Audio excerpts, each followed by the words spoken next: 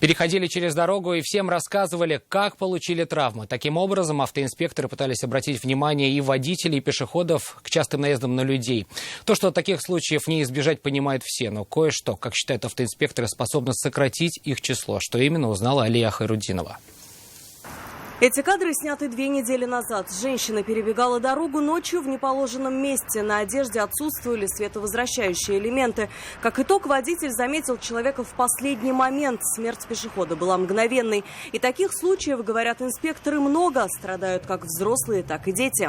В городе Казань зарегистрировано 151 ДТП, в котором 3 детей погибли и 152 получили увечья. Среди этих аварий 55 наездов на людей. 2 погибли, 54 пешехода пострадали. Последствия и причины автоинспекторы сегодня наглядно демонстрировали и водителям, и пешеходам. Прямо на дороге, но все в рамках правил. В данной акции из 4 человек только у одного есть светоотвращающий элемент, поэтому она не пострадала.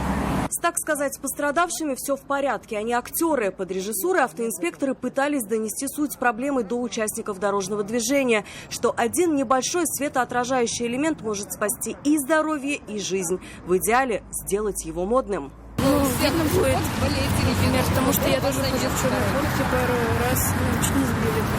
То есть будете носить, да, в темноте? Не знаю, но, возможно, буду, да. Подобные спектакли сотрудники автоинспекции планируют ставить регулярно на самых разных дорогах. Меняться будет лишь постановка. Ее смысл останется прежним. Алия Хайрудинова, Айрат Назипов, Наиль Абдуллин. Вызов 112. Мы делаем вам вызов. Смотрите одну из самых рейтинговых программ о происшествиях в Татарстане на нашем сайте tnv.ru.